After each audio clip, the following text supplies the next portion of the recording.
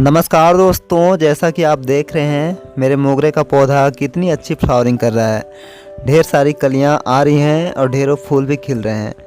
इस सीज़न मैंने मोगरा फ्लावर प्लांट की ढेर सारी वीडियोज आपसे शेयर की है, जिसमें मैं आपके साथ इसकी प्रूनिंग, रिपोर्टिंग, केयर, देखभाल, फर्टिलाइज़र सभी तरह की वीडियोज शेयर कर चुका हूँ। इस सीज़न में इस मोगरा प्लांट से अब तक 2 बार फ्लावरिंग ले चुका हूँ और ये जो भी आप फ्लावरिंग देख रहे हैं यह तीसरी फ्लावरिंग है।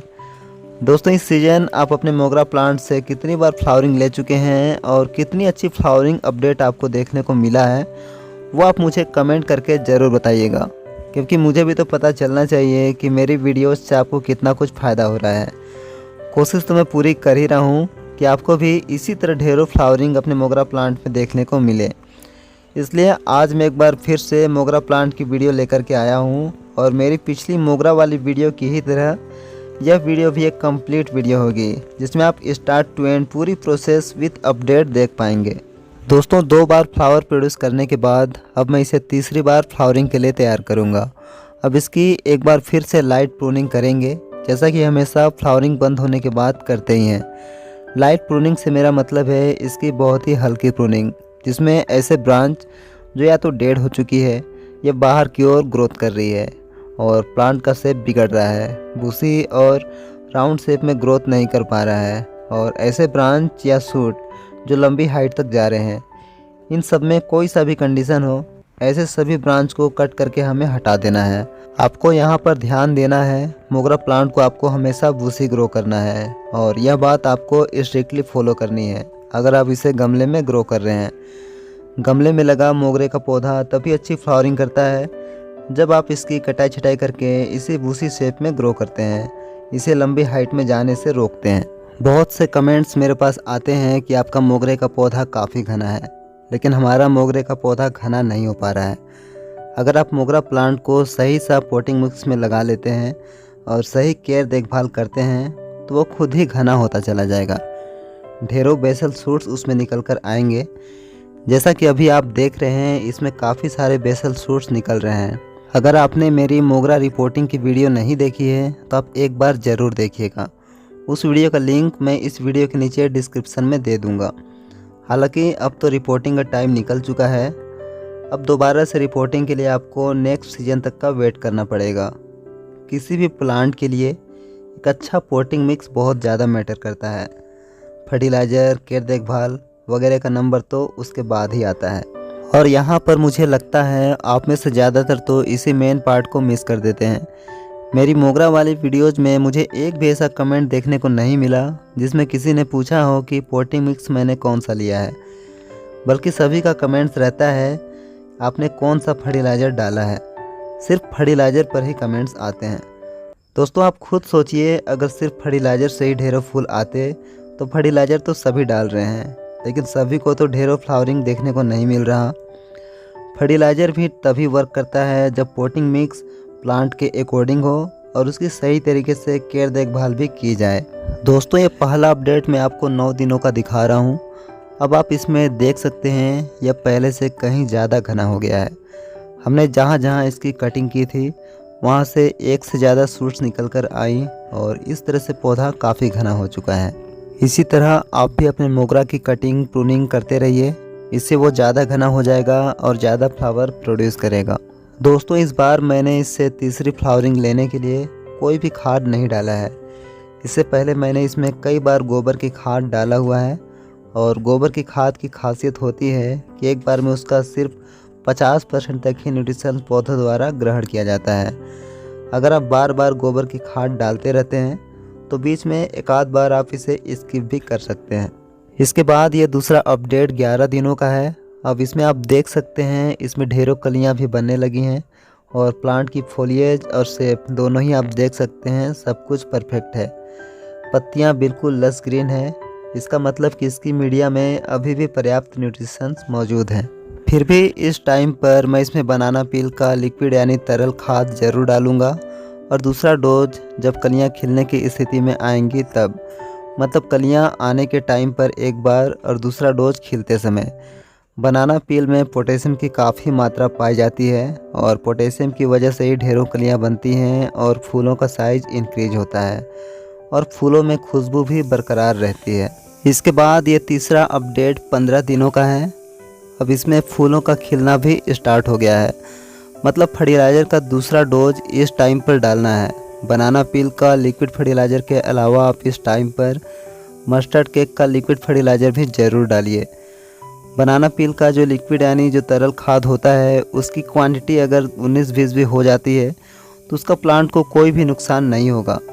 लेकिन यहाँ पर मस्टर्ड केक का जो लिक्विड फर्टिलाइज़र होता है, उसकी सही क्वांटिटी का आपको ध्यान रखना है। डोज ज़्यादा होने पर पत्तियाँ झुलस भी सकती हैं, लेकिन सही क्वांटिटी में यूज करने का अमेजिंग रिजल्ट आप इसी वीडियो में आगे देखेंगे। इसके बाद ये चौथा अपडेट 18 दिनों का है। यह चौथा अपडेट मैं दोपहर के बाद शूट कर रहा हूँ, इसलिए अभी इसमें आपको ज़्यादा फ्लावर्स नहीं दिख रहे हैं। आधे फ्लावर्स तो ड्रॉप हो चुके हैं। दोस्तों, मोगरा फ्लावर प्लांट को आप हमेशा दिन भर की तेज़ धूप में ही ग्रो कीजिए। यह गर्म जलवायु का पौधा होता है, इसलिए इसे फर्टिलाइज़र भी ऐसे ही पसंद आते हैं जिनकी तासीर गर्म होती है, और ये काफ़ी हेवी फीडर भी होता है, इसलिए इसे ऑर्गेनिक और इनऑर्गेनिक दोनों ही तरह के फर्टिलाइज़र बहुत पसंद आते हैं। लेकिन जब इसमें फ्लावरिंग स्टार्ट हो चुकी होती है, तब से लेकर फ्लावरिंग बंद होने तक आपको इसे सूर्य की सीधी धूप से बचा कर रखना है। इसे ऐसी जगह पर आपको ग्रो करना है जहाँ पर धूप छन कर आती हो। फ्लावरिंग टाइम पर अगर आप इसे ऐसे प्लेस में ग्रो करते हैं तो फूलों में खुशबू भी बरकरार रहेगी। यहीं पर ज़्यादातर व्यूवर्स की शिकायत रहती है कि हमारे मोगरे में खुशबू नहीं आ रही है या फिर कम आ रही है, तो यहाँ पर आप इस बात का ध्यान रखिएगा। हो सकता है कि यहीं पर आपसे चूक हो रही हो। इसके बाद ये पांचवा अपडेट 19 दिनों का है। अब यहाँ से इसमें ढेरों की संख्या में फ्लावरिंग स्टार्ट हो चुकी है। दोस्तों, अगर इसकी वाटरिंग की बात करें तो इसमें वाटर की कमी बिल्कुल भी नहीं होने देनी है। आप इसमें हमेशा मॉइस्चर बनाए रखें। रेगुलर बेसिस पे वाटरिंग कीजिए। यहाँ पर ध्यान दीजिएगा, ओवर वाटरिंग का मतलब यह बिल्कुल भी नहीं होता है कि आप इसमें डेली वाटरिंग कर रहे हैं या रेगुलर वाटरिंग कर रहे हैं। अगर मिट्टी अच्छी ड्रेनेज वाली रहेगी तो डेली वाटरिंग करने पर भी पौधे को सिर्फ ज़रूरत भर ही पानी मिलेगा, बाकी एक्सेस वाटर ड्रेन आउट हो जाएगा। वहीं दूसरी ओर अगर ड्रेनेज सही नहीं है, उसमें वाटर के होल रहने की शिकायत रहती है, तो कम वाटरिंग करने पर भी आपका पौधा ओवर वाटरिंग का शिकार हो जाएगा। यानी कम वाटरिंग करने पर भी उसमें ज़रूरत से ज़्यादा ही पानी जाएगा, मिट्टी जल्दी ड्राई नहीं होगी। इसके बाद ये छठवां अपडेट 20 दिनों का है। आज भी कल की ही तरह काफ़ी सारे फूल खिले हुए हैं। दोस्तों, कलियां बनने के टाइम पर आपको ध्यान देना है, मिट्टी की गुड़ाई बिल्कुल भी नहीं करनी है। कलियां बनने और खिलने से लेकर फ्लावरिंग बंद होने तक आप मिट्टी की गुड़ाई बिल्कुल भी नहीं करें। बाकी कभी भी आप कर सकते हैं। कलियां बनने से लेकर खिलने तक कोई भी फर्टिलाइज़र आप पानी में घोल कर ही दीजिए। यहाँ पर अगर आप इतना सा ध्यान रखते हैं तो आपकी एक भी कलियां ड्रॉप नहीं होंगी, सारी की सारी ही खिलेंगी। इसके बाद ये सातवां अपडेट 21 दिनों का है। दोस्तों, गोबर की खाद, केले के छिलके की तरल खाद और सरसों खली की तरल खाद, इन तीनों ऑर्गेनिक खाद को अगर आप टाइम टू टाइम मोगरा के पौधे में डालते हैं तो आपका मोगरे का पौधा भी इसी तरह ढेर सारी फ्लावरिंग करेगा। गोबर की खाद 400 से 500 ग्राम तक महीने में एक बार आप ज़रूर डालिए, और केले के छिलके की तरल खाद अधिक कलियों के लिए आप ज़्यादा से ज़्यादा डालिए। और जब कलियां आ चुकी होती हैं तब के टाइम पर सरसों की खली की तरल खाद डालिए।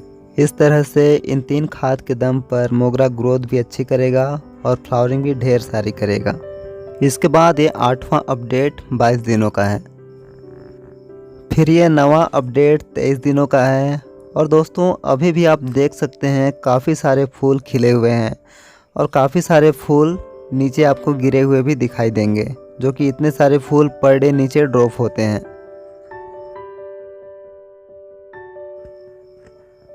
फिर इसके बाद ये 10वां और लास्ट अपडेट 24 दिनों का है।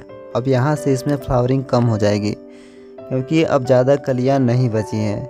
3 से 4 दिनों में ये फ्लावरिंग टोटली बंद कर देगा। फिर जो है सेम यही प्रोसेस फिर से हमें दोहराना पड़ेगा। और चूँकि अब मेरे यहाँ रेनी सीजन दस्तक दे चुका है, इसलिए अब मैं इसकी रिपोर्टिंग भी लगे हाथों कर ही दूँगा, क्योंकि 3 बार तक फ्लावरिंग लेते लेते रूट्स की काफ़ी ग्रोथ हो चुकी होती है। इस वीडियो का मुख्य फर्टिलाइज़र था बनाना पील का और मस्टर्ड केक का लिक्विड फर्टिलाइज़र। और इन दोनों का लिक्विड फर्टिलाइज़र कैसे बनाया जाता है इस पर वीडियो मैंने आपसे रिसेंटली ही शेयर की है। दोनों ही वीडियो का लिंक मैं इस वीडियो के नीचे डिस्क्रिप्शन में दे दूंगा, आप एक बार ज़रूर देखिएगा। नेक्स्ट वीडियो तक के लिए आपका बहुत बहुत धन्यवाद। Thanks for watching this video.